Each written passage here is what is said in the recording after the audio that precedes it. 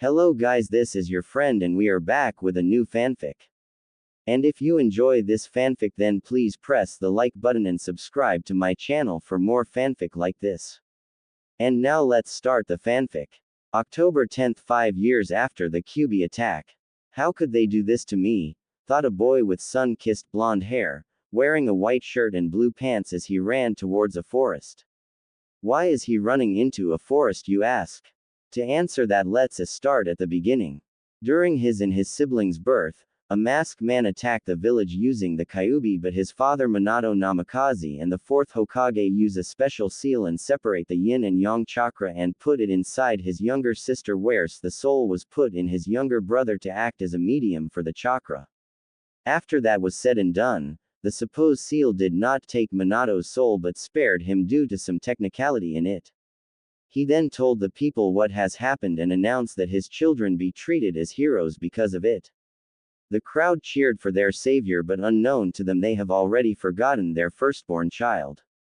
Back to the present, this child that was running is that forgotten child. His name is Naruto Uzumaki Namikaze, and all his life he wanted nothing more than recognition because throughout his life he was ignored and pushed aside because of his younger siblings. With it, his parents did not care for him and so did the villagers.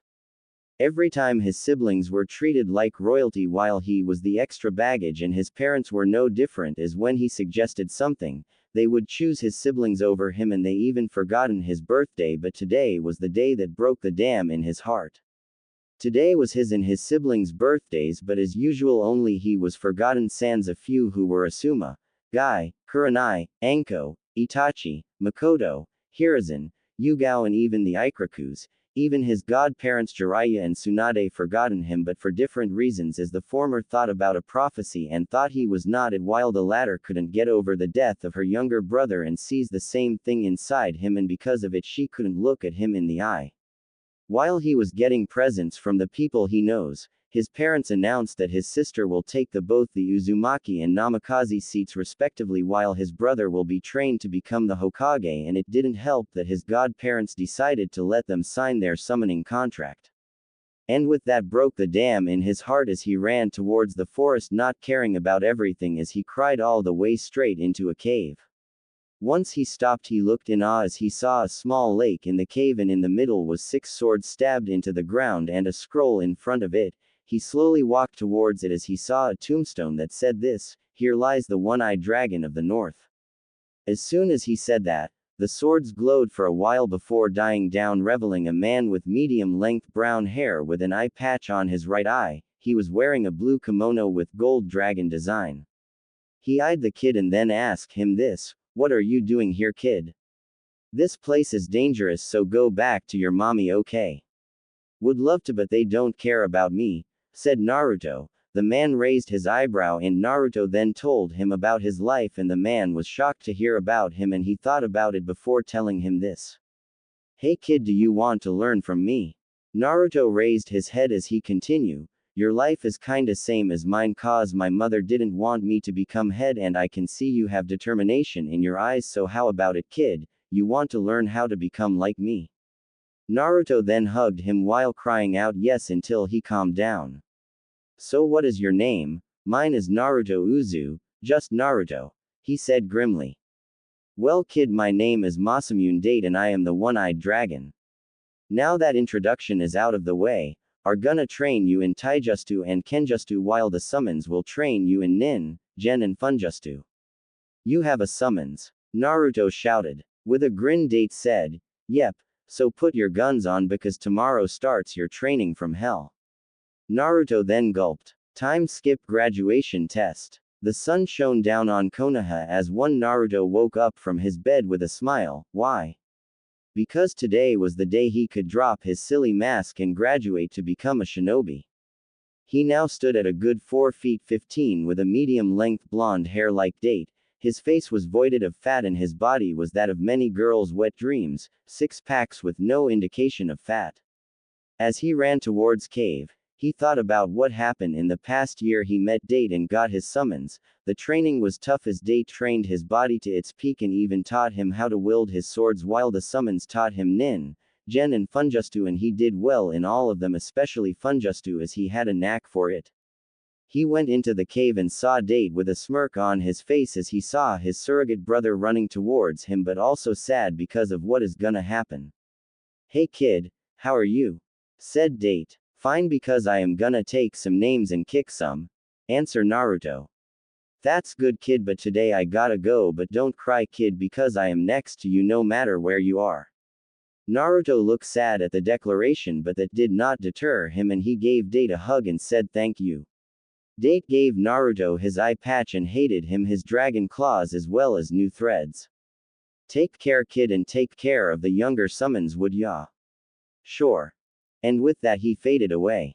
Naruto looked at the clothes and put it on and the eye patch on his left eye, while his waist had the 6 swords that Date gave him. Then he headed to school. When he headed to class, he heard that his teacher Iruka was trying to calm the class down, and being a helpful guy that he is, cough cough, he kicked the door down, and with it the class went silent as they saw Naruto walked in his new clothes. I don't know how to describe Date clothes, but it is his battle armor without the helmet, and left part of the clothing is black while the right side is white. As he walked in, some of the girls drool a little because of his new look, except for one. "What do you think you are doing, Naruto Baka? Do you think you can be cool like Sasuke is?" shouted the pink-hair banshee who was named Sakura. "Shut it bitch, cause I think the people from Kumo could hear you." Which shocked the class even more because they thought that he had a crush on her. "What?" was all she could say before anyone said anything else. Iruka quieted down the class to start the test. Everyone's mind was on the changes of Naruto, especially two who were his younger sister, which were Narumi Uzumaki Namikaze and Naruko Uzumaki Namikaze. "Ni-san, what happened to you?" said Naruko. She had a shoulder-long hair which was yellow in color like her father. Unlike what most people think, she wanted to be Naruto so that he doesn't get left out, but couldn't because of her fans and her parents and godparents' training, so she couldn't find the time to talk to him, and when she did he just disappeared to thin air. Looks like he managed to get his act straight, but he will still probably screw this up. Why did he have to be born into our family? Thought one Narumi Uzumaki Namikaze. She had a waist-long red hair just like her mother, but she has always berated her older brother because he could not do anything but pranks around the village, and because of it she thinks it is breaking up the family. "HNNN, like the new look is gonna do any good, you failure," said one Kenzo Uzumaki Namikaze. "He has red hair like his mother, but it was untamed like his father, but his personality is that of a pampered brat, and because of it even his sisters don't like him." "Now we will start the written test," said Iruka as he handed out the papers. "I am gonna skip this until the fight because nothing noteworthy happens here. Now would Sasuke Uchiha and Naruto Uzu." "Wait," Naruto said, interrupting Iruka.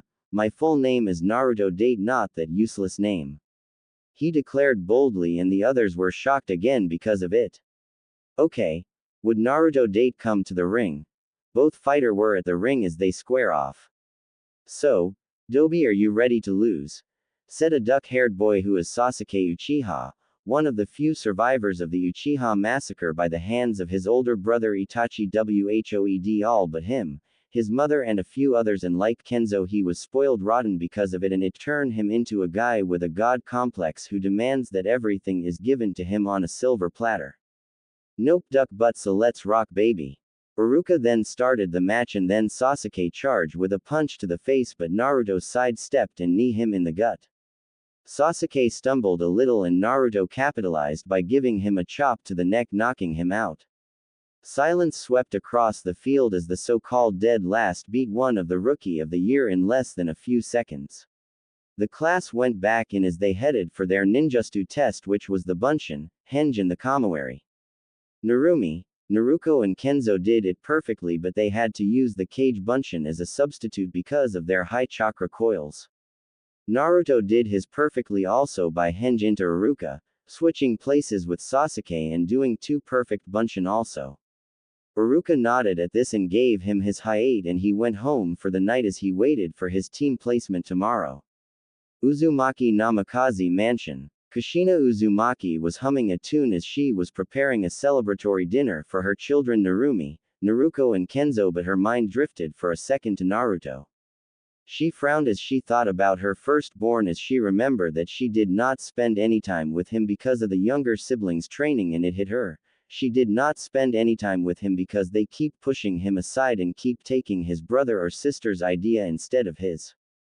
How could I neglected my own son like this? I'm a horrible mother. I hope that's not too late to make it up to him. She thought to herself as she makes the family favorite ramen for everybody and then try to get Naruto back into the family. As night time came and everybody was at the table and Kushina set the food on their table before she realized that Naruto was missing. Where's Naruto? He should have been back by now.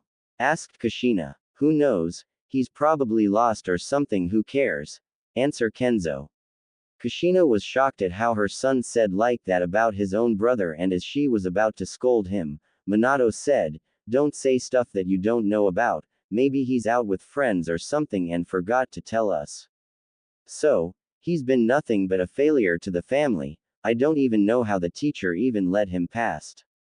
He passed, said a shocked Kushina. Yeah, but he's nothing before the son of the Yellow Flash, said Kenzo proudly.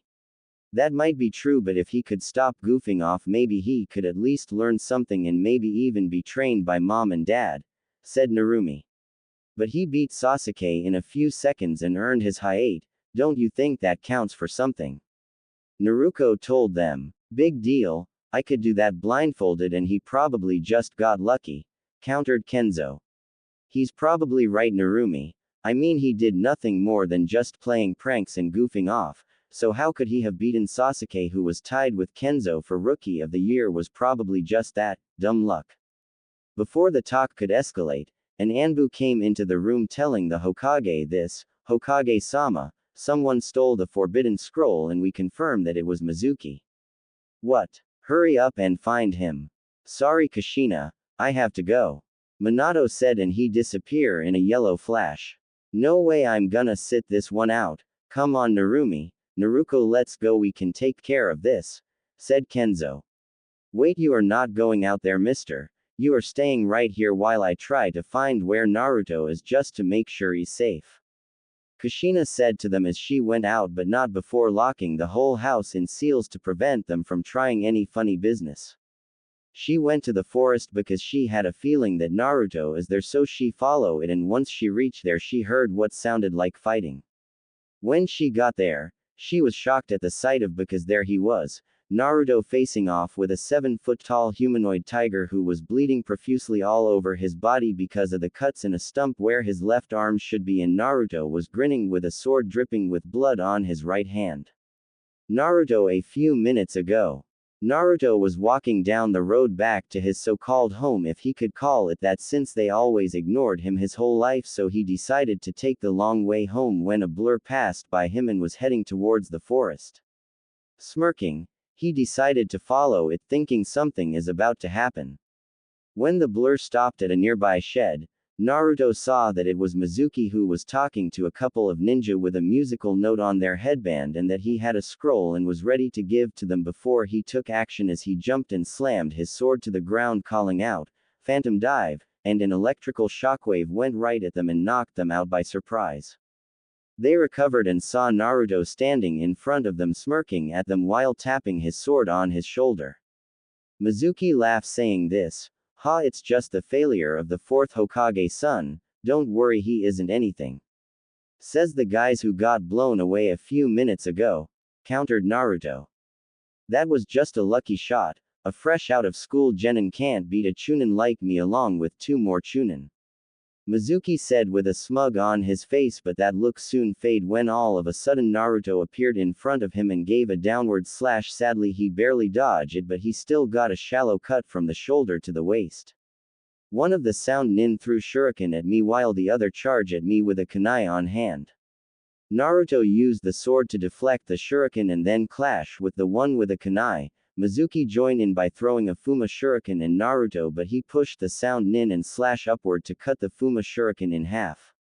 The sound nin shouted out, "Sound decapitating waves," and a burst of wind comes straight at Naruto. He countered by blocking it by it pushed it to one knee. "Well, is that all you got?" said one of the sound nin. "Not to worry, this dragon still got plenty of scales." Naruto said and then jumped back, then took out 3 swords in one hand and thrust them forward with speeds that they couldn't see as he voiced out, Magnum Step, and one of the sound nin got caught in it and was skewered by the swords. Then Naruto throw him up, still impaled by his swords, to the sky, shouting out, Death Fang, as the sound nin was ripped apart by the swords. The other sound nin tried to run away, but Naruto quickly sheathed 2 of his swords and suddenly he charged his sword as lightning surged through it, and all of a sudden he shot a lightning ball out from it and said, Hell Dragon. The ball hit the sound nin and the sound nin screamed in pain as the ball of lightning hit him and fried into a crisp. Mizuki saw both of his partners goaded by a genin without any problem. He stood his ground before Naruto looked at him while still wearing that smirk on his face, and he told him this, So Mizuki, do you want to give up or do you still want to tango with me? Don't get why, you brat. I will show you the power that was bestowed to me by Lord Orochimaru. Mizuki told Naruto as he took a vial of liquid from his pocket and drank it. He then turned into a 7-foot-high humanoid tiger with a white fur and black stripes. Huh. Well, come on kitty, let's play. Naruto taunted as he give a come on sign with his hands. Mizuki charged at him and attempted to slash him with his claws, but Naruto rolled underneath it and then he jumped, giving a downward slash. Mizuki put his arm to block it, thinking it would help him, but then the sword cut his arm like a hot knife through butter. Mizuki screamed as his arm dropped on the ground and his remaining arm clutched his now stumped of an arm. Using the distraction, Naruto charged at him and then slashed him multiple times with 4 swords -2 on each hands, then ending with a cross sweep as he called out his move, Crazy Storm, and with it, Mizuki's body was riddled with slash marks, but that didn't him, but it did make him drop onto his knees. He then groggily tried to stand up as he glared at the boy in front of him as said boy was grinning at his misfortune.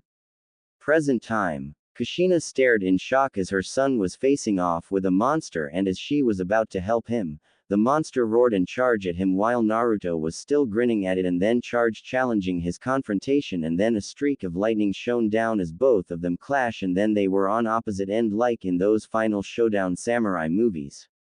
Naruto grunted a little as Mizuki smirked as he thought he won, but suddenly he dropped to the ground as his neck had a deep cut and he was bleeding out from it. Here lies Mizuki dead at the hands of a genin. Guess that would be good on a tombstone. Oh well, time to pack up and go home. Naruto then turned to see his mother standing there in shock, and also there was his father along with his Anbu analyzing the carnage there. His father asked, what the hell happened here? And all Naruto said was this, HMPH, it is as you see right here, the one-eyed dragon has slain his first few victims and he's itching for more, while lightning strike as it's shown behind him. And with that, the one-eyed dragon returns. After the Mizuki incident, Naruto was taken to the tower for questioning and right now he is finishing it. Let's see how it goes. And that's about it anyway, we done yet? Said a bored Naruto. Minato was looking at his son with a critical eye as he was comprehending the situation, then he gave a big sigh and said, so Mizuki stole the forbidden scroll and you saw this? Followed him to the forest where he was talking to ninjas that had a musical note on his hiate which you engage all 3 of them and did them correct. Yes, why'd them okay, can I go now cause I need to catch some sleep? Said an annoyed Naruto. Okay, you may go for now but we will talk again later, alright Naruto. As soon as he finished that, Naruto just flashed out of there, shocking those inside. Minato, did you teach Naruto the Hiraishin? Asked Kushina. No, I didn't, Kushina. Then how did he do that? But unknown to them there was a small crow outside their room who disappeared with a poof while the occupants inside tried to ponder where he got that. Just you. Naruto's room. A flash shone in the room as Naruto appeared from it when a tinge hit his head a little. Well, too bad I didn't have a camera because that look on their faces was priceless. All well, time to catch some Z's. Morning. Classroom. Naruto got to class and found out there he was the only one there first, so he waited for the rest to come. After a while, the students started to come in and most of them were heirs to their respective clans. Well, except for the Howler Monkey, those who came in were Shikamaru Nara, who has his hair tied back like a pineapple, Choji Akamichi a chubby, person who always has a snack in his hands, Shino a Bahrain who always wears his dark sunglasses and a jacket that covers everything except the top part of his face. Next was Shino a Bahrain, a boy who wears dark sunglasses with a coat that covers everything except the top part of his face. Hinata Hyuga came in next wearing a big coat. She used to be a shy girl, but after hanging out with Narumi and Naruko she managed to get some confidence in her. Another to come in was the Inuzuka heir, Kiba. He wore a jacket with a hood and he had two red fang painting on his face. On top of his head was his partner Akamaru. Then came Duck Butt Sasuke Uchiha with his brooding face on. Next came the two loudmouths of the class Ino and Sakura, and lastly came the Uzumaki Namikaze trio. Ino and Sakura continued to argue until Naruto slammed the table and shouted to the heavens, "Will you two shut the hell up?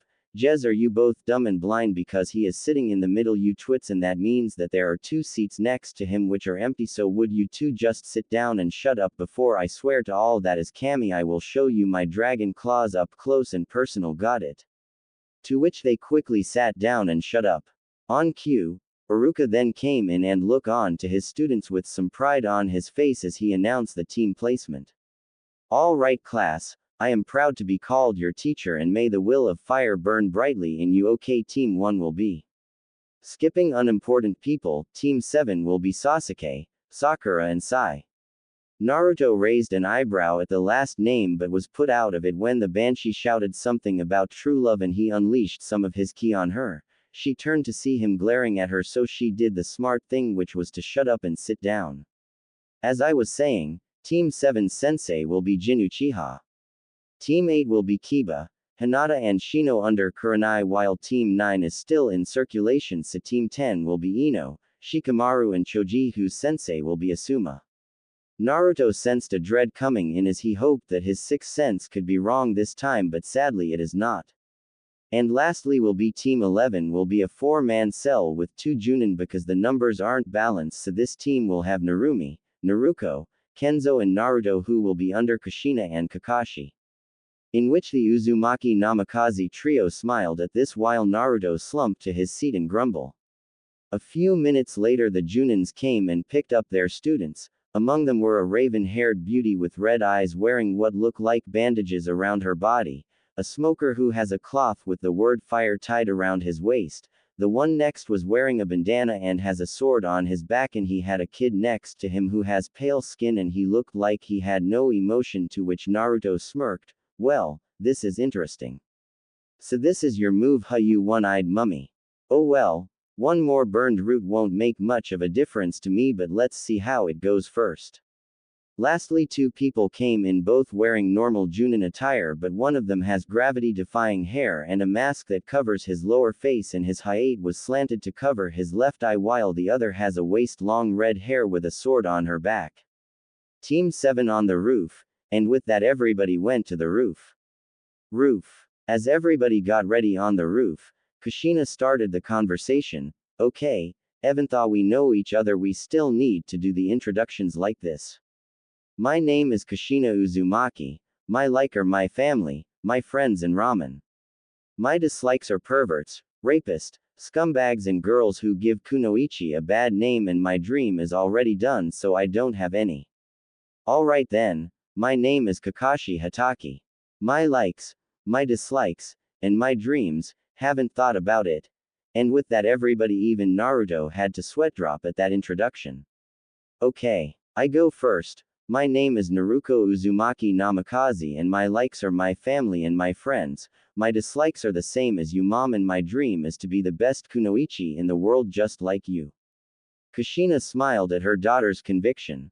"Next is me. My name is Narumi Uzumaki Namikaze. My likes are my friends, my family to some extent, and people who are serious about becoming shinobi. My dislikes are the same as Naruko, but adding in my 2 brothers and people who don't take things seriously. My dream is to be a successful kunoichi and clan head." Che, how did I get a boring person on my team? Anyway, my name is Kenzo Uzumaki Namikaze. My likes are my family somewhat, ramen and learning cool justice. My dislikes is a certain blonde failure in our family, and my dream is to be the Hokage and kick said blondes. said Kenzo with a smirk as Naruto just flipped him the bird while Naruko and Kushina were sad because of his deceleration. Guess I'm last then. Name's Naruto date my likes. That's for me to know and you guys to never find out. My dislikes are a certain family, people who's all talk and no bite and a few more to be told another time and my dream. That's easy because my dream is to be famous. Naruko and Kushina was curious because of the change in his name but they knew it had to do something with it as they were quite sad when they heard his dislike for their family. Alright, now that's out of the way, tomorrow is your real genin test so come to training ground 7 at 8 sharp and if I were you don't eat any breakfast, Yane. Kakashi said and then disappear in a swirl of leaves. The rest of them stared at the space he was at a minute ago and just shrugged at it. Alright. Who wants to go and have lunch since it's still early? Asked Kushina. Sorry gonna take a rain check Kushina-sama, got some stuff to see ya. Naruto said as he walked down the steps but without noticing the face made by Kushina and also Naruko. Whatever loser. Come on mom, Naruko let's ditch the dork. Kenzo said and with that the family went on their day without Naruto which saddened both Kushina and Naruko as they prepare for tomorrow. Training ground 7 next day. Everybody was at the training ground as they waited for one more person who is one of their teacher. If Kakashi doesn't get here soon I am gonna burn his entire collection right in front of him, said Kushina dangerously as her hair flared into 9 tails which unnerved the genin a little except Naruto who was lying on a nearby tree branch. Kakashi came soon enough and with an eye smile he greeted his team before inching away from Kushina as she was drawing her sword slowly.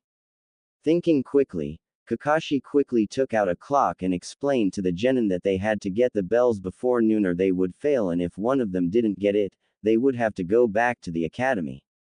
Okay, that's about it so ready, Hajime. Kakashi said and everybody quickly jumped away and hid. Kakashi walked towards Kushina and started to chat with her while alert about his surroundings. So Kushina, how do you think they will do? I'm not sure Kakashi. Narumi and Kenzo doesn't want to work with Naruto because they still think that he is still a weak person but Naruko might since she has been trying to talk to him, and I'm not sure about Naruto at all. Don't worry about Naruto, I'm sure he'll put aside his differences and help them in a way but I wouldn't hope much from him because from what I can tell from his results, he is somewhat weak. Kushina looked shocked at Kakashi's description of her son and was about to answer him before a giggle caused them to look at the tree where Naruto was sitting under reading the all-famous book that everybody knows. You know, if this has more plotline than the unwanted then Jiraiya would be more famous and won't get his kicked so much by the female population. But then again, this book is written by a pervert who couldn't get any and has been chasing the same girl since his genin days only to be denied every time. Oh well it is a shame I have to burn this though, after all it is to my number 1 fan Kakashi Hatake signed by the great Toad Sage Jiraiya. Naruto said with a smirk. Kakashi's only eye bulged wide open as he felt his back pocket only to realize that there was nothing there. He looked at him nervously and asked, how did you get it? I didn't even notice it missing. Now that would be telling. So what's it gonna be Kakashi? Your book or the bells that you have? And if you try anything funny, I put inside here an explosive note so I suggest you think about your options very carefully now. Naruto told them while leaking out his ki to show that he was serious which shocked the two a little as they didn't think that a genin could produce ki like this. Now Kakashi was in trouble. If he gave the bell to him no doubt that Kushina would just continue what he started and he didn't then he would do it himself and it did not help that the book he was holding was a signed limited edition while Kushina had a glare at him that said, go ahead and try it.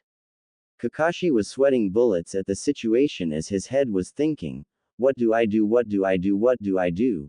But before anything else happened, a small chime was heard and both of them turned around to see Naruko holding the bells in her hand. How? Was all Kakashi could say. Easy.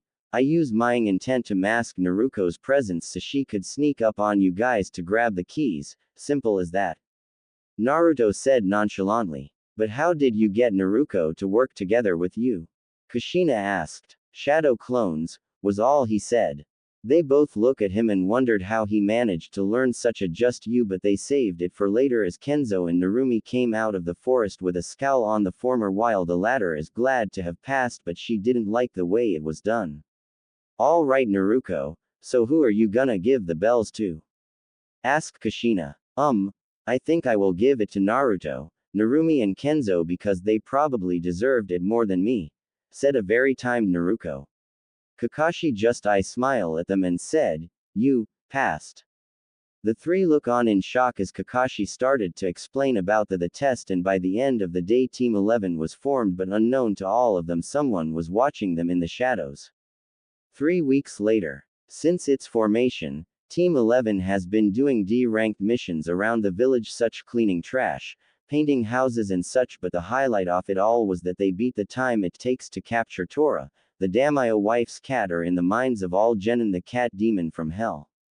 And how did they manage to capture such a beast in just 20 minutes? Well, let's just say that only 2 people in the group knows how to handle the cat, and said 2 are doing it right now as they finish the mission once again in record time in the mission room. A purring sound was heard in the room as the so-called demon cat from hell was acting like a normal cat. Why? Because Naruto and Naruko were petting it carefully, and from the sound of it the cat was liking it, while the occupants in the room had only one thought: how did they manage to make it act like that? They were brought out of their muse when a shriek was heard and a big woman came rushing in with a smile on her face as she grabbed the cat and put it in a tight hug. The cat was trying to get out of the vice-like grip of the woman as some of the occupants in the room were having some, thoughts towards the cat. That's right. Tighter, tighter. Squeeze the life put of that miserable cat. I'd almost feel sorry for the cat if it didn't scratch me so hard on my face. All right Team 11, what mission will you have today? Trimming trees, painting houses, or, Tora come back? Catching Tora again, said Hiruzen as he was in charge of the mission's handout. All right old man, I've had it up to here, we've been doing chores for 3 weeks now. We are ready for some high-ranking mission, not stuff that the civilians are too lazy to do, said a pissed-off Kenzo as he and the others were sick of doing this, but they just shut up about it.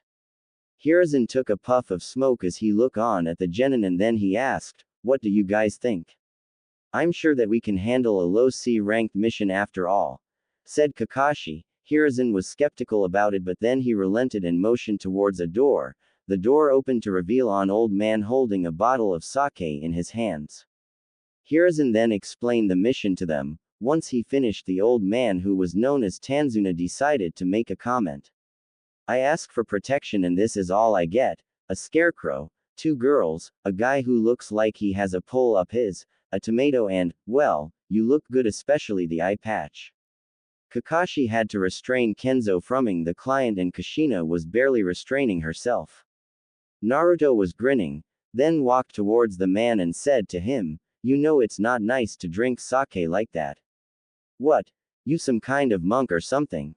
Asked Tanzuna with an eyebrow raised. No, what I mean is that you shouldn't drink sake like that without sharing it with me. Naruto told him as everybody was shocked at this, but Tanzuna just grinned and gave him the bottle, to which Naruto accepted and took a big swig of it. Snapping out of their stupor, Kakashi told them to meet at the gate at 8.30, and with that everybody headed back to prepare for their first mission. Gate entrance 8.30. Team 11 was standing in front of the gate as they waited for both their Jonin sensei to arrive, but they thought Kakashi will be late, so they brought some things to pass the time, but imagine their surprise that their lazy teacher was on time. Some of them thought it was a genjutsu, but when they saw Kushina next to him they put some of the pieces together as to why he was early, and with that they went on their journey, not knowing the dangers of this mission.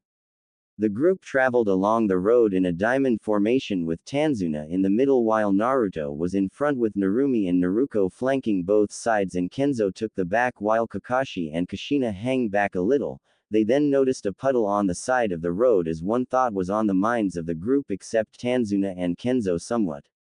All of a sudden 2 ninjas came out from the puddle and used a chain to skewer both Kakashi and Kushina. Heh, 2 down, 4 to go, one of the ninjas said with a smirk. But that soon disappear as Kenzo threw a kunai in the middle of the chain, thus forcing them to let it go as they engage in a fight with them. Naruko jumped out of the way as one of them strike her first. She countered by throwing shuriken at him, but he blocked them with his gauntlet. He failed to notice Narumi as she used her mother's famous chakra chains to grab his legs. He tried to struggle, but he couldn't get out of the chains, was knocked out by Naruko with a chop to the neck, whereas Kenzo parried the gauntlet with the sword he sealed into his arm before kicking the guy in the chest. "Ha! Someone like you can't hope to beat me, the son of the Hokage," Kenzo said proudly while the ninja gritted his teeth before being chained up by Narumi and Naruko using their chakra chains. It was then Kakashi and Kushina came out from the bushes and congratulated them on a job well done. They then soon found out that Tanzuna was lying about the mission ranked by inserting his sob story on how Gato took over Wave and whatnot. Afterwards Kakashi asked if they should continue and all of them agreed, which Tanzuna was grateful for. Shoreline. As the group walked towards the village through the forest, a rustling noise was heard and on instinct Kenzo threw a kunai at it. Naruko went in only to come out petting a white rabbit. "Well, congratulations Kenzo, you almost hand your first," said Narumi sarcastically, to which Kenzo just stuck his tongue out at her while Kakashi was in deep thought about the rabbit when a whistling sound was heard and Kakashi's widened his eyes at it. "Get down," he shouted as he and Kushina tackled everybody to the ground, but Naruto just tilted his head back to allow the thing embedded itself onto a tree. As they regained their footing, they saw that the thing was a big sword embedded to the tree, and on top of it was a man who has bandages covering his lower face, white arm warmers, and his height was facing his left side while the logo had a gash across it. Well, if it isn't Kakashi of the Sharingan and the red hot habanero. "I'm honored to have the pleasure of fighting you guys, but you shouldn't have brought some genin on this mission, who knows what might happen to them," said the man. Zabuza Momochi of the Hidden Mist, an A- ranked missing nin. "What are you doing here?" asked Kakashi. "A job, of course. Gato decided to hire me to the bridge builder over there, so if you don't mind, hand him over unless you have a death wish. I don't scare easy because I am the son of the Hokage, you know, eyebrow freak," said Kenzo with a smirk on his face. "Well then, how about this? Hidden mist justu," said Zabuza as a thick mist covered the area. "Stomach, brain, spine, heart, lungs, liver, larynx, these are some of the few places you can a human with, so which one should I choose to you with?" Zabuza said to them with excitement in the mist while unleashing his ki, which scared Kenzo, Naruko and Narumi, while Naruto just smirked as his blood boiled with excitement. Kakashi flared some of his ki and told them to calm down as he used a wind just you to clear the mist, but that was a mistake as he and Kushina didn't realize that Zabuza was already poised to strike. Before they could say anything, Zabuza suddenly got stabbed in the stomach and everyone was shocked to see a sword sticking out of his chest. They followed the sword to see Naruto wielding it, but then Zabuza turned into water and then it splashed onto the ground to only then reappear behind Naruto mid-swing and slice him in half. "Naruto!" Kushina shouted because of the sight she saw as her son was cut in half, but only to see a poof of smoke that was in the place of her son. She sighed in relief at the scene but was distracted for a moment as Zabuza came out of nowhere ready to cut her in half with an overhead strike, but before he knew it, his sword was blocked by the kid that stabbed his water clone earlier. "Not bad kid, but you left your teammates with my water clone over there." Naruto just smirked, which Zabuza raised an eyebrow somewhat on his face before a splash was heard as he turned to see the clone turned into a puddle, in which he gave Naruto an opening to capitalize as he kicked Zabuza straight in the chest. That kick sent him flying a couple of feet before he managed to stop his momentum. "I see that some of you have some skill, so what's your name, kid?" "Me. I am the one-eyed dragon of Konoha." Naruto date, and these bad boys are my swords, the dragon claws, and they are itching for some blood. "Ha ha ha. Not a bad introduction. My sword here is Kubikiribocho and is as hungry for some flesh," Zabuza told him with a smirk on his face which was matched by Naruto's own, and with that, they charged at each other, clashing their blades as the group watched in awe. Just how strong is Naruto and how did he manage to get this strong? Wondered Kushina as she saw Naruto blocking an overhead strike and countered by unsheathing another sword on his other hand to give a slash to his chest, but he pushed him before the strike could connect and both of them clash in a deadlock only to push each other off, and they stare at each other as they size themselves up on their opponent looking for any weaknesses in them. It's been a while since I got a real sword fight, so bring it, kid, said Zabuza. Since you ask so nicely, let's go. Phantom Dive. Naruto told him as he used this skill, and a shockwave of electricity headed for Zabuza. His eyes widen a little and he jumped to the side only to see 3 swords coming at him as he heard a cry of Magnum Step. It took Zabuza a moment to react it as he hefted his blade to his chest to block the attack, but before he knew it the attack thrusted him to the lake, which he hoped he'd drown in it, but instead his body skid on the water. He then stood up, quickly ran through some hand signs and then called out, "Water style, water dragon Justu." A dragon made of water came out of the lake heading towards Naruto, but he did something no one else thought he could. He jumped on top of the dragon and started water skating on it, which shocked everybody there. Even Zabuza has his eyes wide open at that. What the hell is this kid? Thought Zabuza as he blocked an overhead strike. He countered with a wide swing upwards, to which Naruto leaned back, allowing it to pass by him before he landed on top of the water and charged at Zabuza, as he now was dual-wielding using quick strikes on Zabuza, but the sword couldn't cut through the makeshift shield of Zabuza's Kubikiribocho, but he managed to prevent him from using any just you. That soon ended as Zabuza pushed him away for a moment as he created a couple of water clones to charge at him while he prepared his just you, but Naruto was having none of that as he fired a hell dragon towards the clones, which shredded them apart. Zabuza only had a moment as he managed to dodge the attack, but only for Naruto to appear in front of him with a smirk as he said this. "This is the end, crazy storm." Zabuza had no chance as Naruto slashed at him, continuously cutting him at every part of his body. He screamed in agony before Naruto ended it with a cross sweep, sending his body back to shore, crashing some trees along the way before he stopped. Naruto walked towards Zabuza to see the carnage he created, which was a bloodied Zabuza, but noticed that he was barely still alive. He was about to deal the final blow. A pair of senbons struck his neck, thusing him, and a masked hunter nin appeared in front of him. "Thank you for wounding him for me. I have been hunting him for a while, but because I was not strong enough to take him down, so I thank you for helping me," said the masked nin in a neutral tone. Naruto eyed the person and his eyes widened a bit before he smirked. He turned to walk away as he turned his head back a little before telling the person this. "No problem, Hunter-chan. You just make sure that Zabuza is back to 100% so we could have a real swordsman match, because I really know what it feels like to match up against a swordsman of the mist. See ya." The masked nin widened her eyes before she quickly shun out of there with Zabuza's body. Naruto walked down to see his so-called team and senseis heading towards him.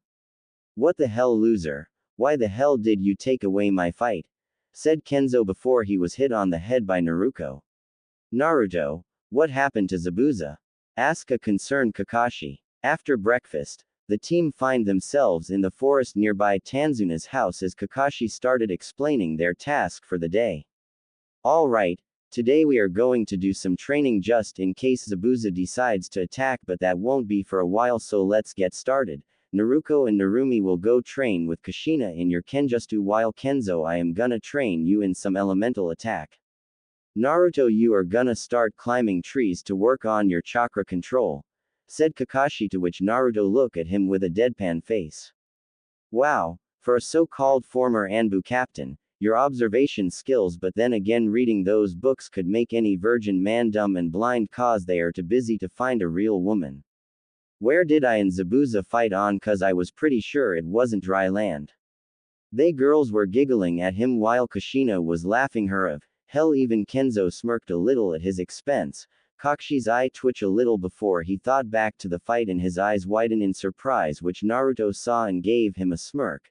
Then he said, "That's right, I was walking on water, you idiot. Hell, I was skating on top of Zabuza's water dragon when we were fighting. Water skating, you hear?" Kakashi hung his head down because of that deceleration, but then Naruto continued, so just leave me alone to train by myself and we'll be all good since you guys can't teach me much anyway. With that, Naruto just walked away to train by himself, leaving the team by themselves, but one of them was glaring at him. After that, they trained like this for a few days until one day Narumi went to confront Naruto after Kushina finished her training for the day and went to train Naruko. She found him practicing some taijutsu katas on top of the lake while she saw some clones reading some scrolls. He noticed her and asked, "What are you doing here?" "I came here to see if you were goofing off, but now maybe you might have some brain in that head of yours," said Narumi. "Seriously, you and Kenzo need to keep your ego in check before it comes and bite you back in the," said Naruto with a deadpan face. "What do you know? From what I can tell, you are still that attention-seeking brat from all those years ago. I can't believe that mom and dad still chose to keep you because from what I can tell, you are still a disgrace to the family, so why don't you just go ahead and get out of our lives already?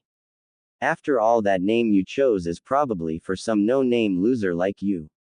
As soon as finished that sentence, she was flown back by a punch from Naruto, and boy was he pissed at how his own sister was talking to him like this, but this was the last straw and now he decided to give his beloved sister an overdue spanking she deserves. Narumi got up and then lunged at him, drawing her sword at him, which all he did was sidestep and gave her a trip, which she stumbled a little but managed to get her footing straight. She turned around only to see a fist that connected to her face as she flew back a few feet before coming to a stop.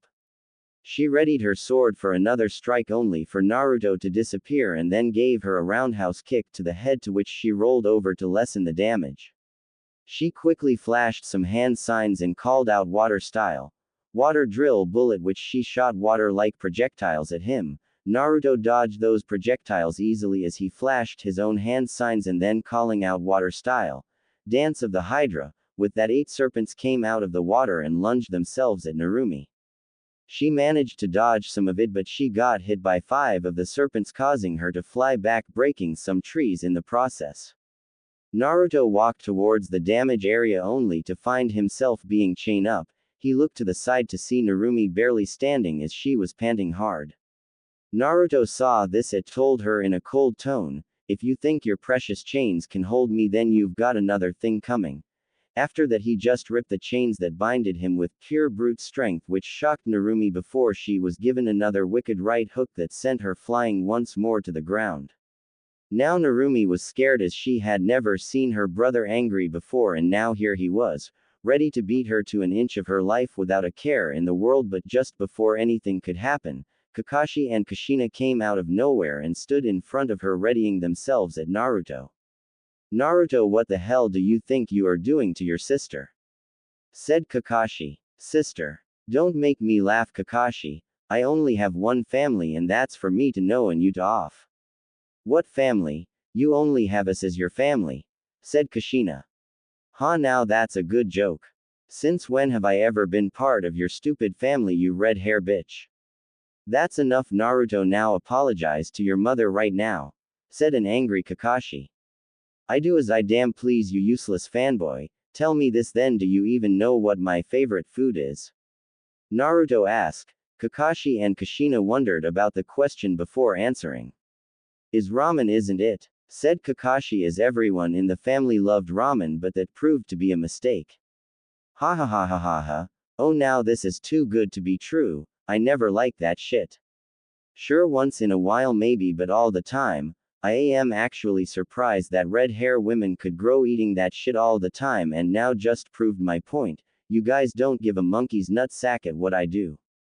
Sure, I played pranks around the village to get in trouble, but do you know why? It's because shitheads like you didn't even bother to look at me, and when I did the pranks, you just punished me and throw yourselves at the siblings, and look at them now. Kenzo is like that duck butt emo faggot, and Narumi herself is getting arrogant by the minute because she couldn't figure out the most important part of a shinobi, and that is deception. The only decent one is Naruko, because at least she cared about me a little. Why did you think that I sent a shadow clone to ask for her help only, you dense idiots? And furthermore, do you guys even bother why I never walked with you people? That's because I didn't want to be seen by a bunch of people that would give everything to someone while they forgot the other, and here I thought Uzumakis never abandon one another, but from what I've seen, Kushina-sama, you are a disgrace to that name, so I suggest you guys use that peewee size thing you call a brain and think before you flapped you lips like fish on dry land. Ranted Naruto as he released some of the anger he had bottled up for all these years, and with each rant, Kushina started sobbing uncontrollably until she dropped down crying. Kakashi saw this and tried to comfort her while Naruto just looked at them impassively. He walked away a little before turning his head a little and told them, I won't be back for a while, so don't bother finding me in Narumi. I suggest you actually learn what happens around you, because this world is never black and white, so wake up and smell the roses, cause I ain't gonna be there if you fall. And with that he left for the day. I did this cause some might want a femme Haku, and since Inari's rant has been used too much, so I thought I could try this out to set the mood a little for when Naruto meets Haku. The morning after Naruto left, morning came as a figure walked through the forest with a basket in hand, picking herbs on the forest floor. As the figure walked deeper into the woods, it saw what appeared to be slash marks on the trees. Curious, the figure followed the slash marks until she reached a clearing, but this clearing was man-made as the area was surrounded by craters, fallen trees, destroyed rocks, etc., and in that clearing the figure saw a boy no older than she was lying on the forest floor in the middle of the carnage. The figure then recognized the boy as the one who beat Zabuza some time ago. It then got closer to him, contemplating whether to him or wake him until he spoke. If you're gonna try and someone, make sure that they are not really asleep. The figure got spooked a little but then calmly told him, I was just curious because I thought you were one of Gato's thugs. Don't worry, I am not, said Naruto as he looked at the figure in front of him, and he couldn't help but whistle because in front of him was a beautiful girl with silky long black hair, fair maiden-like skin, and wearing a pink kimono. But then begs the question, what are you doing out here, miss? Asked Naruto. Oh, I'm out here to pick some herbs for my friend. He is really sick and I don't have enough money for a doctor. I see. Well, name's Naruto. Date what's yours, missy? My name's Haku and I'm a guy, Naruto, said Haku as he thought that he would react the same way as others did in the past when they made a pass at her, but was shocked when she heard him say. And another piece of advice, don't bother tricking people like me because I can tell the difference, so want me to help you with it? Okay, I guess. And with that they spent the whole day picking herbs. As they were about to part ways, Naruto told her this, tell Zabuza I said hi and to get ready for and kicking for a lifetime. He smirked when he saw her shocked face and he then disappeared in a flash. Haku stared at the spot a little before grabbing the herbs and headed back to Zabuza. Naruto flashed outside of Tanzuna's house and then headed in. He saw his team eating dinner, but he saw some emotions ranging from fear and realization by Narumi to sadness and longing by Kushina, while Kakashi had a hint of both anger and sadness on his face. Naruko came up and said, Hey Oni-chan, where did you go? Naruto then answered that he was blowing off some steam and left it at that. Surprisingly, Kenzo didn't say anything, which was weird to him, but shrugged as he went to bed. I really need to control my emotions better cause that took more than I normally use, but then again I do feel a little bit relieved, like a weight on my chest was take off me. Oh well, time for bed, he thought as he slowly closed his eyes and fell asleep. The next day Naruto slowly opened his eyes as light shone into his room. Crap, how long was I asleep? But he was brought out of his thoughts when a scream was heard and he quickly grabbed his stuff and headed for the noise. Outside, Tsunami was in trouble as two guys who worked for Gato barged into her house and dragged her out so that she can be used as a hostage. Inari tried to save her but was backhanded by one of the thugs and now they were planning on raping her. Please someone, anyone help me, she prayed as she waited for the inevitable, but before anything could happen she heard someone shouted Magnum step and then a scream followed afterwards. She opened her eyes and saw Naruto standing there as he walked towards her and untied the ropes. She hugged him while saying thank you over and over again. After a while, she calmed down and Naruto asked her where are the rest. She told him they were at the bridge but they didn't want to wake him up so they went ahead first. Naruto nodded at her answer and headed for the bridge, but not before telling Inari for a job well done and that his father would be proud of him. He then quickly took off to the bridge. Bridge. A thick fog was laced at the bridge as Tanzuna was sweating because he couldn't tell what was happening, only that he was nervous for some reason. Inside the mist, however, was a dome made of ice, and inside it was Naruko and Narumi. Kenzo stayed near Tanzuna as a precaution, while another side was Kakashi and Kushina fighting Zabuza. The fight was heating up as Zabuza tried to cut Kakashi, but he managed to block it with a kunai, to which Kushina tried to capitalize by coming to Zabuza's side and giving it a downward slash. It connected only for it to become a puddle of water. Zabuza was about to go for another clash before a shockwave of Ki caused him to back off a little. What the hell is this? Is it Kakashi or Kushina? No, it's more sinister than that. Zabuza wondered, but those weren't the thoughts of the two senseis. Is this the Kyuubi's chakra coming out? If so, who is the one using it? Was Kakashi's thoughts. No, it can't be. I need to hurry and finish him off and try to control it before it gets out of hand. Kushina thought as she hastily charged at Zabuza, hoping to end it. Inside the dome was Narumi holding onto a lifeless Naruko as she draw out the powers of the Kyuubi. "You'd her, you bitch, now I am gonna make you pay," said Narumi while she kept drawing onto the Kyuubi's chakra before she charged at the masked hunter Nin, who was inside a mirror made of ice. She thought that the ice would protect her, but that the punch connected and she was forced out of the mirror. She was shocked at what happened, but then another punch connected to her face as Narumi saw red because the person in front of her sister. She was charging up a Rasengan, and when she was done, she charged at the Nin and was about to connect, by all of a sudden somebody grabbed her hand before the Rasengan hit her. She turned to see Naruto grabbing her arm and looking at her with an impassive face before she shouted, "What the hell are you doing? This is the person who'd Naruko, so let me go because I am gonna her." Naruto then look in Narumi and shake his head a little before asking, "Did you even bother to see where the Senbon needles hit Naruko before going all Kyuubi on her? Cause from what I saw, she is still much alive, isn't that right, Haku?" As he turned to see Haku's mask falling apart, showing her face that was in shock at his observation, but then she answered, "Yes, I never liked her in the first place, so I placed her in a sleep-like state." As soon as she heard this, Narumi calmed down till the Kyuubi cloak disappear, and then she was panting a little because of using the Kyuubi chakra, but she was relieved as soon as she heard that Naruko was still alive. But before they did anything else, a loud chirping noise was heard, and Naruto and Narumi recognized it. Then they heard Haku said this, "I am sorry Naruto, but I still have a job to do for Zabuza," as she shunshing towards Zabuza's position. Kakashi was about to Zabuza with his Chidori, but then he saw the hunter Nin coming out of nowhere. He tried to stop, but he couldn't, and before anyone knew it, Naruto came out of nowhere and grabbed Kakashi's hand to deflect the Chidori, while his other hand grabbed Haku as he turned while giving a kick to Zabuza's chest to get him out of the way. After registering what happened, Kakashi was about to ask Naruto something, but a clapping sound was heard and everyone turned to see a short man being led by a couple dozen thugs. Well, turns out the demon of the mist was nothing more than a weakling, because you can't a simple bridge builder. "Gato, what are you doing here?" growled Zabuza. "What do you think? You nins are so expensive, so I hired these thugs to cut you out of the deal since they only cost less than you do.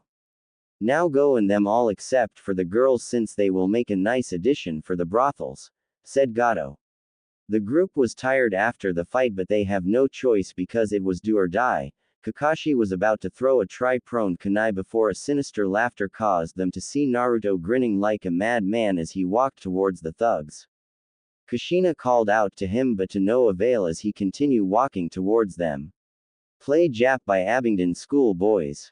Instrumental. "Look at this, boys. The kid thinks he can take us on. Let's show him a dose of reality." Yeah. The thugs charged straight towards Naruto, who was still walking slowly with that grin still on his face because through his eyes time slowed down for him, and when the thugs got close, he strike. "Woo woo. Jet X," Naruto called out as he cross-slashes forward with his 6 swords and then followed up with Phantom Dive as the shockwaves from it caused the thugs to be sliced in half because Naruto pumped more chakra in it. Those moves alone 9 men in one go, which cause a shock on their faces when they saw this, but they steeled their nerves and attack him once more in sheer numbers. Naruto grinned as he saw this and he said, "Come on, this dragon is just getting started," as he went to meet their charged. Inside out Budokai Banu Tatsu trigger. Naruto sliced one thug's arm off and gave him a kick which knocked him into another while he stabbed a guy behind him with his sword in a reverse grip before slicing from the waist down. Shomo my pride Nanti Gomi no Hai ni Sutet Hei Hei. Naruto followed the momentum to block a strike, then he saw a thug coming from his left, so he used his free left hand to draw his sword on his right side as he turned in a circle which slashed another 2 thugs plus the one he blocked earlier within half. Isaigasai Karu Samurai it crazy. He then gave another thug a roundhouse kick to the chest before giving a double slash to another who tried to sneak up on him. Nanan no Kikan ga Unari o Aguru Nda. The thug dropped to show Naruto with his swords facing downwards to his left. Life it goes on to Doretta Sakai Dat. Naruto slowly stood with one of his sword on his shoulder while another was still facing the ground, both dripping in blood. Nagaitaru Sono Mei ni. The thugs look at him wearily before they look at each other, thinking on what to do next because this kid just took out a dozen men in a few seconds. Kase yo izune michi naru hui. Naruto just pointed at one of them with his sword and gave a come here taunt with it. The thug charged, then the others soon follow. Naruto saw this and smirked as he sheathed one of the swords only to bring out 2 more in his other hand and thrust it using his speed, shouting out. Untamed. Wakiagaru Netsu to Kusabaru Tamashi ga Mun o Shimetsukuru. Magnum Step Piercer. This move is just like the normal Magnum Step, but Naruto pumped chakra in it, so it created an extended sword made of lightning which ate thugs with it before giving his claws a swipe to rip out the men that were skewered by his swords. This momentum allowed him to follow up with his other move as he gave an upward slash to his enemies as he called out Death Fang. Following that he gave a triple slash on another thug on the bottom. Some way. Moru hai no you ni there, I'll find my place. Under the radar I'm reaching for the sky. Instrumental. Once he landed, he quickly threw the swords on his hand in one swing, which 3 more thugs coming towards him. Naruto then jumped back flip to prevent him from getting slash from the legs as he used his left hand and one swing, he beheaded another 2 men. The men's head dropped as the thugs realized that they were outmatched. Some of them wanted to run away. Gato saw this and shouted out about tripling their price. Suddenly the thugs got their second wind and charged at him, throwing reason aside. Deep inside Buppane's Hanu Sasu frequence. Naruto grin even more as he appear in front of them and slash horizontally from right to lefting 3 of them in that swing, then using the body as a weapon. He roundhouse kicked them, which sent them flying towards their comrades as he jumped to give a downward slash to the one behind him. Beat rhyme flow dongan o mashingan e soden hei hei. Turning his sword into a reverse grip, he stabbed a guy behind him without looking, and then he used his sheath to shoot one of his 2 remaining swords like a crossbow with the hilt facing forward, hit a thug in the face which broke his nose if the blood was any indication. Ito Ryuden Kyokutu winds to blow down. The sword fell with the tip stabbing the ground as Naruto flashed a one-handed sign calling out wind style. Great wind breakthrough. With it a gust of wind blew some the thugs away. Michi Naki Michi E to Magate Susumu Nda. Time then stood still for Naruto as the thugs were slowly getting up to regain their footing as he still has his sword stuck in the guy behind him. As time goes by, Oto no Yeba Damat. The thugs saw this predicament as now he was in a circle surrounded by them. All of a sudden they grin at this. Kirihiraku Sono Sake ni. Where o Michi Bike Hikari no Hui. Charge. One of them shouted as everyone charged onto his position, leaving him no escape.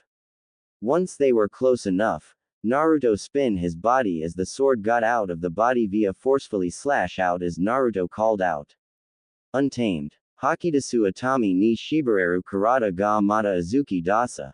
Lightning Storm Vortex. This moved through the thugs into the air, eithering or stunning them along with the dead bodies nearby, because this move combines both wind and lightning chakra to create a mini tornado to launch enemies into the air. Some way. Tozashita Hitomi ni now I face the change. Illuminate the glow I have inside. Blaze your mind. Naruto stopped spinning as he regained back his footing, and then he turned to see the remaining thugs and Gato looking at him with fear. He then slowly walked towards them. Yeah, do not be dominated, do not let him take you away, fight fight. Dohatsu Tensuku Reime Todoroki Bakuan, ride on. Do what you believe is right, do what you can do at a time, fight fight. Dosaru Kami no Shoute Kurawasirya Enda. Gato and his thugs were peeing in their pants right now as this monster in front of them just wiped out 3/4 of their members, and now he is walking towards them as bodies literally started falling from the sky. They saw his clothes and his hair being painted red from the blood which was falling like raindrops, as he still has a grin on his face as he was looking at them like a sadistic man. One of them couldn't take it anymore and started running away, but then Naruto saw this and then charged as he grabbed his fallen swords along the way. Instrumental. He appeared in between the running man and his comrades. They widened their eyes as he called out crazy storm. Screams were heard as Naruto cut and rip apart anything he sees with his swords, and no man was safe from him. An archer tried his luck as he fired an arrow at him, but he blocked it and charged at him. He tried to run, but he was too slow as Naruto quickly cut his head off. He then saw a few more running away while some tried to jump off the bridge, but Naruto was having none of that, so he channeled lightning chakra towards his body, and then in a flash, he disappeared. Untamed. Wakiagaru Netsu to Kusabaru Tamashi ga Mu no Shimetsukuru. The thugs that ran away were shocked by Naruto's presence as he called out Testament. When he did a horizontal slash which created a blue sword-like aura that cut through them, and those that weren't was knocked back by the force. Some way. Moruhai no Uni there. I'll find my place. Under the radar, I'm reaching for the sky. Naruto used chakra strings to connect onto his swords, and then he swung it in a horizontal arc which those that tried to jumped over the railings. Naruto controlled the blades as he threw it upwards before recalling them in his hands and then sheathing them. Hagain no Kiba o Tatu Meki to Koa o Age. Naruto walked towards Gato, was shivering in fear. He tried to bribe him, but then. I'm gonna live out my life untamed, fight fight. Naruto charged at him quickly, unsheathing his sword, and in one swing he cut his head off. The head flew as Naruto slowly sheathed his sword, and then the head hit the ground with a thud. End song. Everyone had a different reaction as Naruto walked towards one of the thugs who was alive. Narumi was shocked at the sight as she was putting Naruko down on the railings. Kenzo was starting to go green at it, while Tanzuna thought about swearing off drinking sake forever. Kakashi and Kushina wondered how did he get those just you to all those men, and wondered if he was okay aftering them. Zabuza and Haku watched with an impassive expression because both of them had seen people die before, but Zabuza was impressed by his skills. The thug that was alive was scared shitless as Naruto walked towards him. He was then grabbed by Naruto, who locked his gaze at him. Naruto told him in a cold and dangerously low tone, "The reason I am letting you leave is so that you can pass this on to everybody." Naruto threw him down before shouting towards the sky, "Go and tell everyone that Naruto date, the one-eyed dragon of Konoha is here, and anyone who dares challenge me will fall before my blade and their soul will be sent straight to the deepest part of hell, so run and spread my message to all, now go and get out of my sight." The thug started to run away in fear. When Naruto finished his sentences, lightning flashed behind him, adding the dramatic effect to it. Once the thug was out of sight, Naruto turned to see the rest of his team and Tanzuna staring at him before he started to thought to himself, "This is gonna be a long week," as he carried Naruko on his back and motioned them to head back to the house to regroup. Somewhere in the border of Iwa, the thug ran towards a shop, barging in, ignoring the rest of the people as he headed straight for the counter. The man saw his state and asked what happened. He shouted, "I need you to add someone to the bingo book now." "Okay, no need to shout. So what's his name that got you so riled up?" said the shopkeeper as he took out a pen and book. "His name is Naruto Date, and his moniker is the One-Eyed Dragon of Konoha," said the man in fear. After the death of Gato was known throughout Wave, the people started partying and celebrating for 2 days straight because they were free. During the party, Naruto was a happy camper as he outdrank everybody in Wave while somewhat getting a fan club at the time, though they only stare him like a piece of meat because Kushina and Naruko somewhat glared at them to back off, and even Haku joined in sometime. Even thought at the time she didn't know why, but Zabuza just told her that her heart was reaching out to her, to which she blushed at the meaning. But that was not all that had happened. On the third night of Gato's death, Zabuza called Naruto so that he could have a chat with him. "Hey kid, I know Haku decided to go with you guys, but I'm not coming," said Zabuza as Naruto raised an eyebrow. "Let me finish. She doesn't have a good life and I want her to stop running because of me. I know you will take care of her when I leave for Kiri to help against the rebellion, but before that I want to have a last spar against you with nothing more than our swords. No ninjutsu, genjutsu or anything else. So what do you say, kid? Want to give me a farewell fight before we part ways?" he asked, grinning. Naruto returned the grin and told him, "Come on old timer, let's rock." Once that last word was said, they clash. Power versus power as they try to push one another down with brute strength before they pushed each other back and ready their stance for another bout. The stare down was intense and a single leaf was all it took to start it. They charged at each other and then their swords clashed once more as sparks came from the deadlock before Naruto used his free hand and used a quick draw on his other sword. Zabuza saw this and managed to dodge, but only barely, as he had a small nick on his stomach. Zabuza returned the favor by giving him a back roundhouse kick to the chest, and Naruto skid a few feet before stopping as he looked to see Zabuza thrusting his sword at him. Reacting quickly, Naruto rolled to the side and quickly recover only to put his swords up in a X shape to block an downward strike from Zabuza. He pushed the sword back and gave a little spin before thrusting both swords at him, but Zabuza just blocked it with the flat side of the blade, but the force was enough to push him back a little.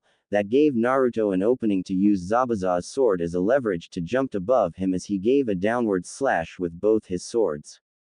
It connected and on Zabuza's back had two slash marks on his back from his right shoulder to his left waist. Zabuza grunted a little from the attack as he gave a roundhouse swing with his sword, but Naruto just backflipped over it.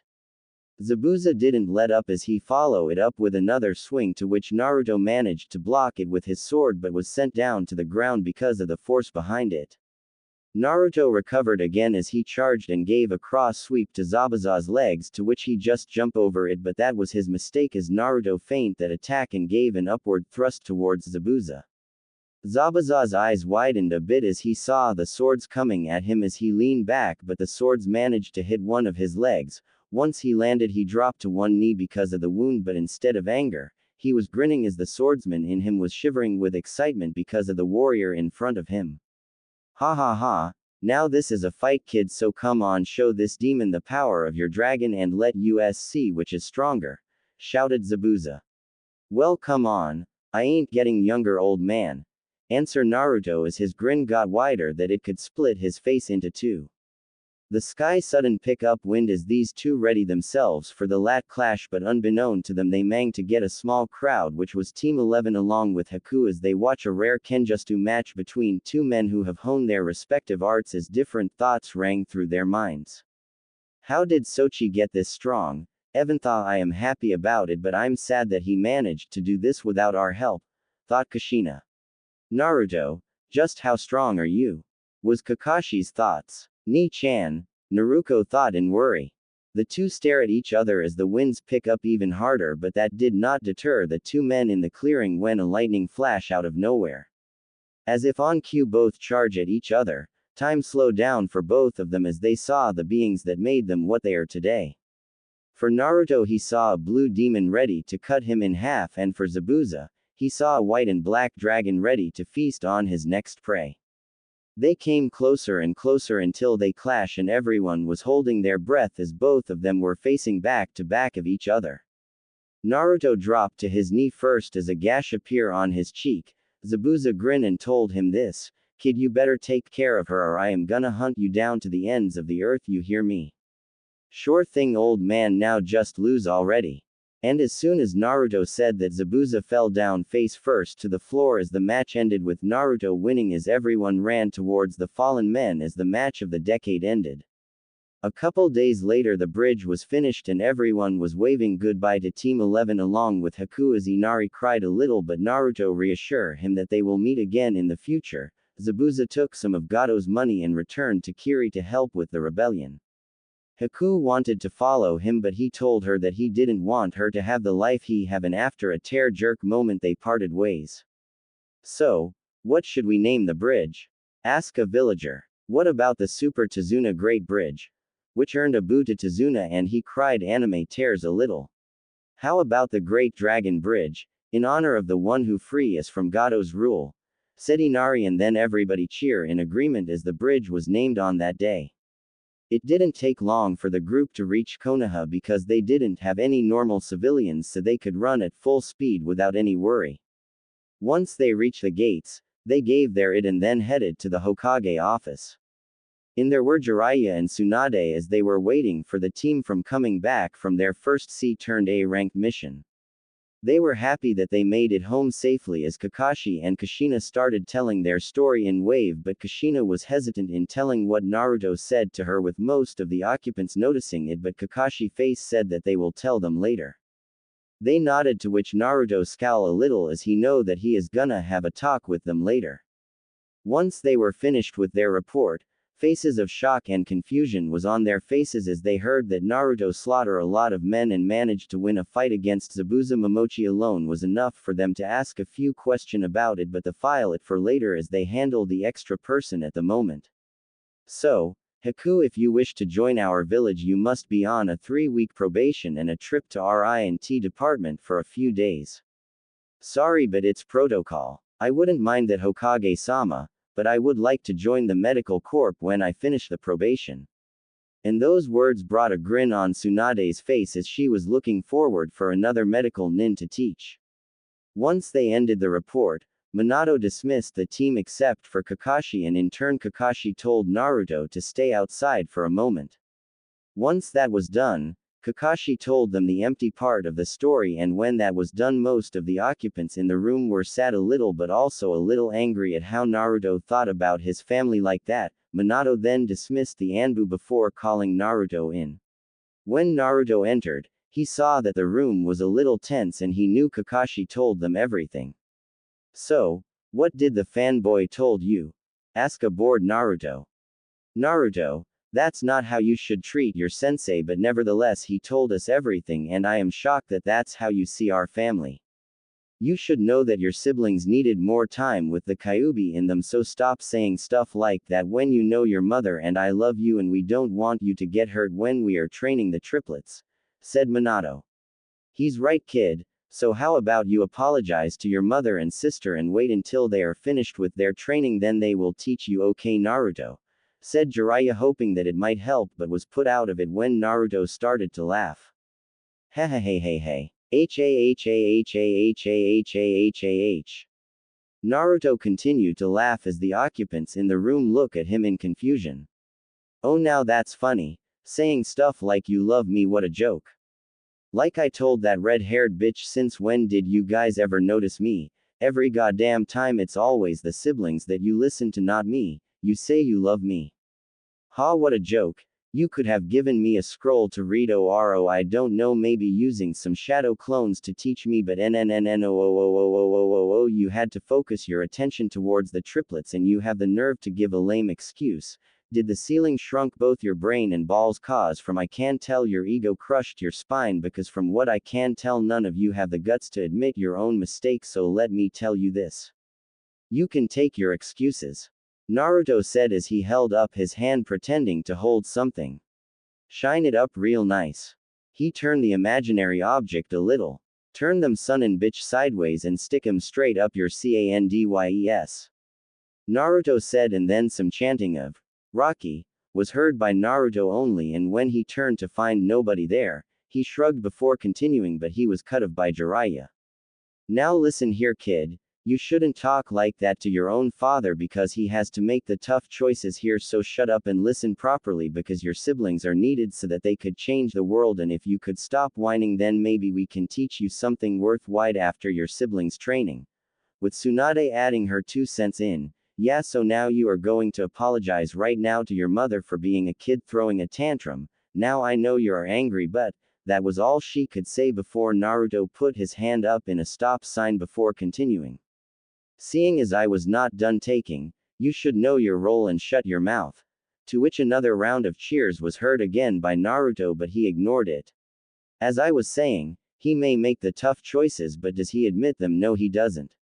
Why? It's because he only took the easy way out, and you. You thought that I don't know about that useless prophecy you preach so much about, but guess what? I've known about it since I was 4, dipshit, and let me tell you this. People that focus too much in that kind of stuff are people that have no sense of direction and need somebody to hold their hand with while they are crossing the road, and looks like you are one of them.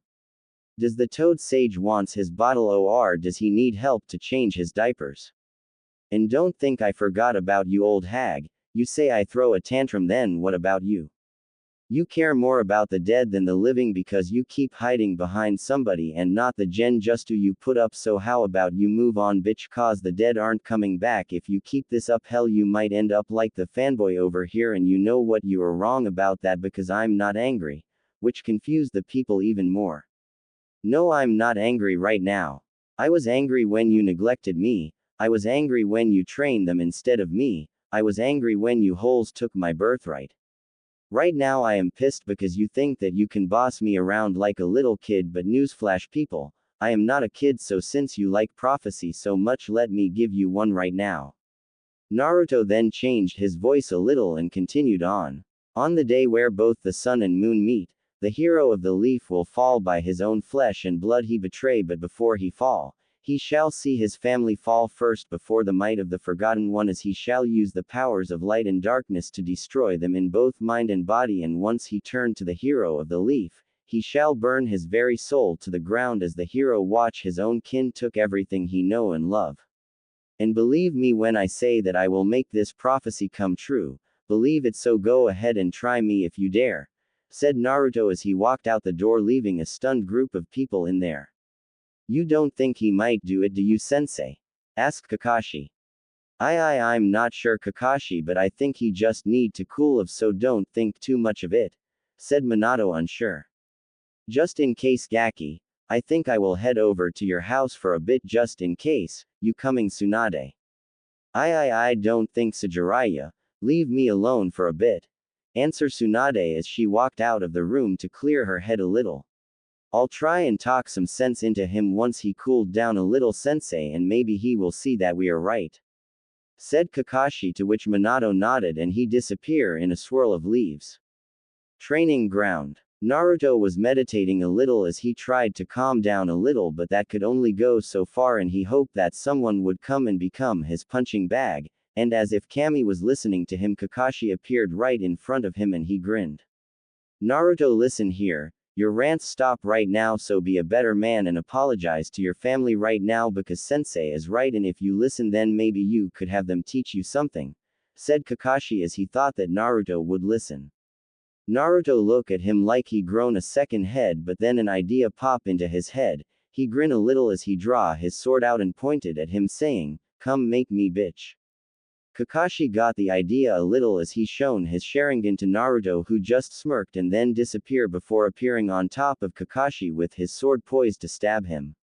Fast, Kakashi thought as he rolled out of the way to safety, but that was short-lived as Naruto called out electrical breakdown as his sword stabbed into the ground, creating a dome-shaped shockwave which knocked Kakashi back a few feet, hitting some trees before stopping.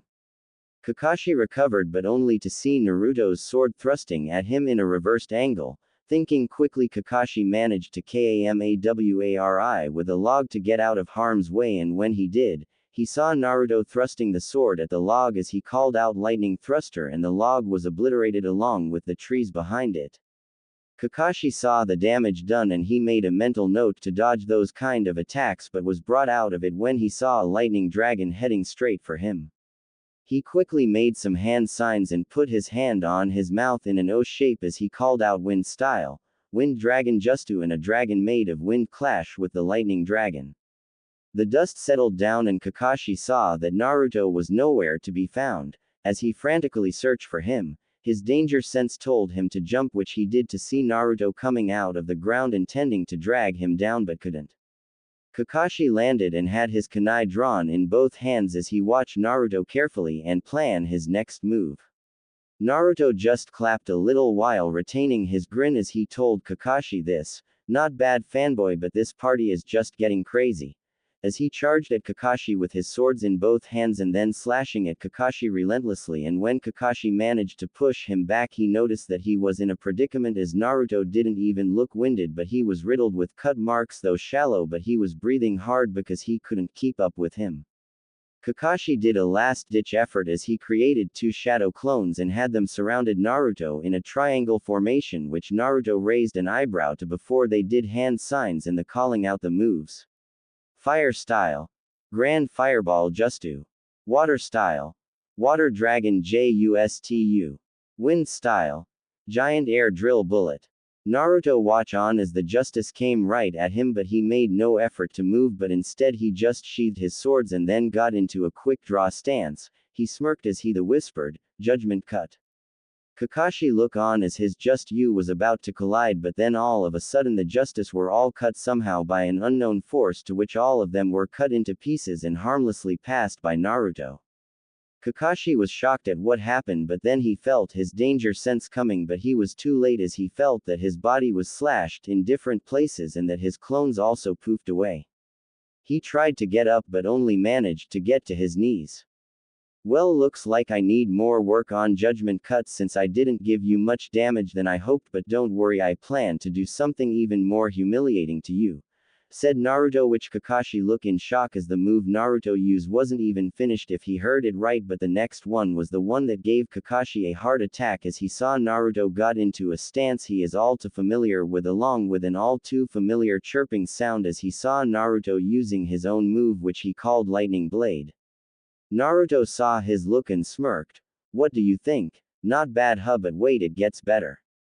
Naruto then charged his entire arm in lightning chakra and then he created a sword from his elbows, and that was the cake as Kakashi saw that Naruto has just evolved his own move. "Like it? I haven't named it yet, sign, I only finished it 2 weeks ago in Wave, but don't worry, you get to have it firsthand." Naruto then charged at him with the intent to, and as he was about to hit Kakashi, a blur came out of nowhere and managed to get Kakashi out of the way, to which Naruto just pierced the tree and then the tree was broken in half as Naruto made a slicing motion with his lightning-coated arm. He frowned as he thought about what Naruto told him but was taken out of it when his wife greeted him. He returned with a forced smile, but she saw through it and asked him what was wrong, and he told her what happened today. Shocked would be an understatement on Kushina's face when she heard what Naruto said after she and the siblings left, but then her face frowned as she knew why he said it, but she somehow couldn't blame him for it and tried to comfort her husband about it until an idea came to her.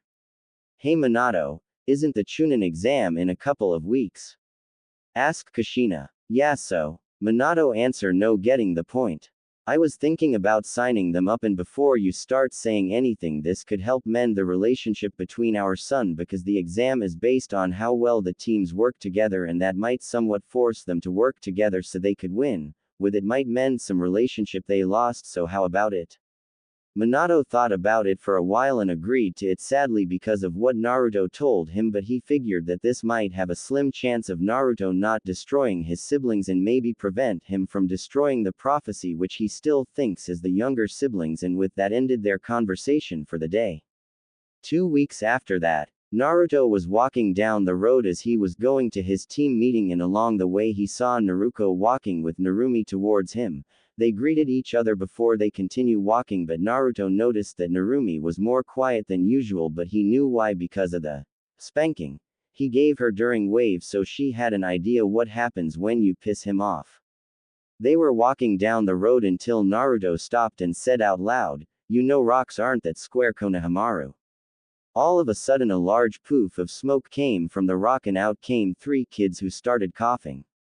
The one with the oversized scarf said, "Udon, you put too much smoke." The nerdy one, identified as Udon, said, "Sorry Konohamaru." Naruto shook his head a little while smiling at their antics before asking them what they were doing out here instead. Well boss, we wanted to see if you could play ninja with us, said Konohamaru. Play ninja? How old are you, Ni-san? Said Narumi. Naruto raised an eyebrow at what Narumi called him, but he dismissed it and then nodded his head towards the trio. They cheered, then ran away, and after that Naruto chased after them, followed by Naruko and Narumi. They were about to turn into a corner before they heard Konohamaru shouting at a guy to put him down. They ran quickly to see Konohamaru being held by the neck by a person wearing a catsuit with makeup on his face. That hurt, you little shit. I'll show you what happens when you crashed into me, said the person wearing the catsuit. That's enough, Kankuro. Let's get out of here before he sees us, said a blonde girl whose hair is tied into 4 ponytails. Shut it, Tamari. I need to show him some humility, Kankuro told the blonde now known as Tamari. He was about to grab something from his back before he felt steel on his neck, and he heard someone said this to him in a cold tone. I suggest you put him down before I have to take your head off for threatening the grandson of the 3rd Hokage. Got it? Nod if you understand, freak. Kankuro nodded. Evan thought he was angry at being called a freak, but being insulted is better than being dead. Good. Now let him go before I let you see the death god up close and personal. Kankuro dropped Konohamaru and the kid quickly ran behind Naruko, and so did the other two. Naruto sheathed his sword and walked back towards them before he looked towards a tree and said, "Aren't you 3 gonna come out, or are you gonna sit and stare?" Well, in the redhead's case, stand and stare. When they saw a person coming out of the tree in sand, they were shocked to see a redhead with the word love on top of one of his eye and a gourd on his back staring at them, along with Kenzo and Sasuke coming down from the treetops glaring at Naruto for a bit before turning their attention towards the redhead, as they never noticed him until now. The redhead then spoke. Kankuro, you're a disgrace. Kankuro tried to protest before he told him to shut up. As they were about to leave, the redhead looks at Naruto and asks him this, "What's your name?" Before Sasuke or Kenzo said anything, "I wasn't talking to you, I meant him because mother says to stay away from you for now." Well, since you ask so nicely, my name's Naruto and I'm the one-eyed dragon of Konoha, so tell that raccoon dog to heal before I make him heal. Got it? The two behind the redhead looked shocked at what he said, but the redhead didn't show any emotion before saying this, "I will be sure to look forward to prove my existence with you, and my name is Gaara from Suna." And with that they walked away. Kenzo turned to him and asked, "What do you mean by raccoon dog, loser? Ask your own tenant and find out," Naruto said cryptically before they went to meet up with their sensei. When they got there, they saw that Kakashi was limping a little and wondered what happened, except for Naruto, who had a shit-eating grin on his face. They then handed them some forms to sign, as they told them they signed them up for the Chunin exam the day after tomorrow, and everyone had a look of excitement on their faces when they heard it, but for different reasons to be told at another time. After signing the forms, their senseis told them to go to room 301 on that day, and they finished their team meeting for the day as they went back to prepare for it. Day of the Chunin exam. The siblings headed towards the building that the test was in, and they headed in. When they reached a floor that had a door labeled 301, they were skeptical about it before they realized that it was a genjutsu and were about to leave before Team Emo shows up and called their bluff along with Kenzo, which earned a facepalm from the rest of the siblings. Sasuke and Kenzo were then challenged by a spandex-wearing person who had caterpillars for eyebrows, and being the pompous they were, they accepted. Naruto shook his head and then went up to the real room with Naruko and Narumi following behind. They reached the top to see their senseis waiting for them. They told them why they were waiting for them, and when they heard that they all came together, even though Kenzo was busy, they managed to get in.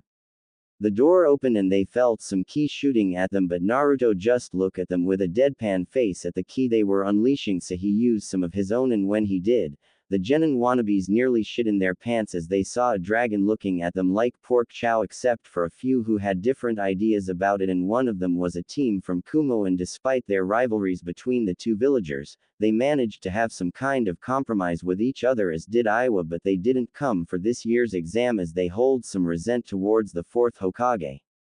Cool. He managed to scare the rest off by using his ki, but I don't think that's his full power. thought a busty blonde with an asymmetrical bob style with the front bangs reaching her shoulders. She wears a very low-cut outfit which displays her sizable cleavage, with mesh armor underneath, a short skirt and red hand guards, high boots, and what appears to be a modified Kumogakure flak jacket that covers her stomach only, similar to a girdle. She also has a tanto strapped horizontally to her lower back. Wow. Never thought I see someone who could do that. Maybe he's the one my grandma told me stories about. Thought another blonde whose hair is tied into a twin pigtail reaching her waist. She was wearing a skin-tight bodysuit that's open very low in the front, bearing half of her and some of her legs. So, is this the person that is said to be my ultimate rival master? Thought a black-haired man who has 2 cross spears on his back, couldn't find a description on his clothes but he is wearing exactly like Sanada Yukimura.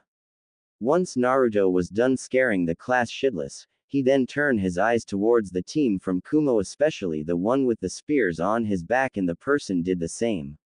As if on cue, they started to walk from their positions towards each other, ignoring those around them, and when they were about a few tables apart from each other, an unlucky team of genin were about to be eliminated before the test start as one of them accidentally dropped a kunai he was playing with on the floor, and as he was about to pick it up, hell broke loose. Junin lounge one room from the testing rooms. So, how do you think that they will fare in the test? Asked Kurenai. They will be fine, we did train them after all, right Jin? Answered Asuma.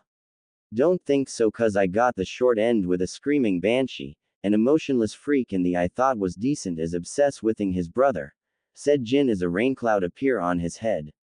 Like Asuma said, we have got to have faith in our teams, said Kakashi with Kushina thinking about her children in the test. But before anyone else could say anything, 2 people came flying from a wall, crashing into a table some Junin were sitting in. They saw that they were some of the genin taking the test, and they turned to see what was going on, and the sight inside the room shocked them a little. Testing room. A genin was shaking in his boots as he was about to pass out from the sheer amount of pressure he was in. Why? Cause the poor soul is stuck between Naruto and the spear wielder with their weapons drawn in a deadlock, as Naruto used all of his 6 swords and stabbed them between the guys' cross spears. They were pushing each other towards the limit, and everyone in there could have sworn they saw a dragon and a tiger looking at each other as if waiting for a signal to tear each other apart. The deadlock ended when both of them pushed each other apart and they skidded a few feet before stopping. The genin look in shock as what happened just now, especially their own teammates, as they never saw them like this, because both of them had a look of a predator ready to on their face. But before any of them continue, a puff of smoke appeared and a man told them to stop in a loud voice and sit down. The 2 backed down a little, but Naruto asked him this, "What's your name?" The spear wielder said, "My name is Raito Yukimura, the tiger of Kumo, and I know who you are, Naruto, date the one-eyed dragon of Konoha, high A rank nin in the bingo book, foring over 50 bandits in wave." Naruto raised his eyebrow a little because of what he said, but he was happy cause he was already on a spot to be noticed by other ninja in the nations. After that they took their seats and the test began. I'm gonna skip this part since it's mostly boring, but it's somewhat the same as the anime, only Kenzo used the speech and Naruto was playing poker with some of the examiners and cleaning them out by the way. Before Ibiki could continue, a blur flew into the window and there was a banner with the words, "The sexy and single Anko Muratashi, not sure that I spelled her last name right, but if so, sorry," and a woman wearing a questionable clothing with a pineapple-style hair was standing on the table. After a weird situation between her and Ibiki, she told them to head for Training Ground 44.